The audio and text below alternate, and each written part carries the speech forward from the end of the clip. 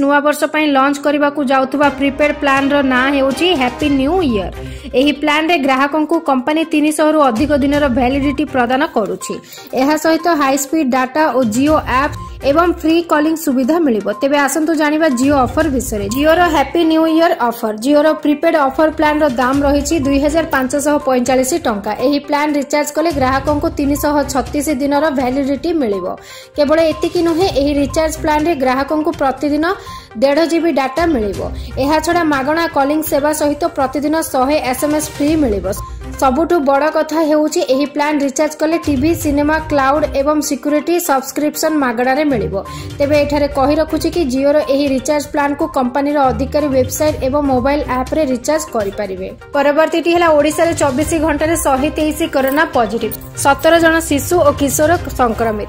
गत 24 घंटा मध्ये राज्य रे 123 जन कोरोना पॉजिटिव चिन्हट होइछन्ती। एमानंक मध्यरु 72 जन संगरोध केन्द्र रु चिन्हट होइथिबा बेले स्थानीय संक्रमण रु 51 जन पॉजिटिव चिन्हट होइछन्ती।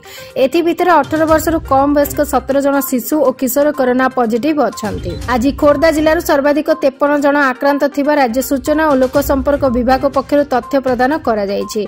गत 24 घंटा मध्ये बालेश्वर जिल्ला 3, भद्रक जणे, कटक 10, देवगढ़ 2, गजपति 4, गंजाम जणे, जगतसिंहपुर 2, जाजपुर 5, मयूरभंज 8, नयागढ़ जणे, पुरी 2, संबलपुर 19 और स्टेटपुल 12 जन कोरोना पॉजिटिव चिन्हट होइछन्ती। वर्तमान पर्यंत राज्य में 10,54,004 जन पॉजिटिव चिन्हट होइछन्ती। एमानंक भितरु 10,43,926 जन सुस्थ होइछन्ती। एबे भी 1,572 जन सक्रिय संक्रमित अछन्ती। परवर्तीटी हला देश में ओमिक्रॉन आक्रांतक संख्या 578 को वृद्धि।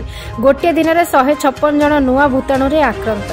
ओमिक्रॉन को नहीं सारा देश में भय बढ़ुवा बेले गत 24 घंटार कोरोना रिपोर्ट। गत 24 घंटे देश में मोट 6,531 कोरोना आक्रांत चिन्हट होइछन्ती। केंद्र स्वास्थ्य विभाग सूचना अनुसार एही समय मध्य 315 कोरोना आक्रांतंकर मृत्यु होइछि। तेबे गतकाली गोटे दिन में 156 ओमिक्रॉन मामला चिन्हट होइछि। फल देश में ओमिक्रॉन आक्रांतक संख्या 578 रे पहुंची। तेबे एमानक भितर 151 जन ओमिक्रॉन आक्रांत सुस्थ होई सारिथिबा जणा पड़िछि। सेहिपरि गत गोटे दिन में मोट 7,141 जन कोरोना सुस्थ होई पारिछन्ती। देश में एबे 75,841 सक्रिय मामला रहिछि। सेहिपरि सुस्थ हार 98.40% रहिछि। परवर्तीटी हला पंचायत और पौर निर्वाचन रे ओबीसी को 27% संरक्षण प्रसंग। रायर पुनर्विचार पई सुप्रीम कोर्ट गले केंद्र सरकार। ओबीसी कोटा को नै ओडिसा रे शासक विरोधी कथा कटाकटी भितर केंद्र सरकारक एक पदक्षेप समस्त चकित करिछि। डिसेंबर 15 रायर पुनर्विचार करने सुप्रीम कोर्ट रे आवेदन करिसेंती मोदी सरकार। पंचायत और पौर निर्वाचन रे ओबीसी को बाद दे निर्वाचन कराइबाकू निर्देश देथिले सुप्रीम कोर्ट।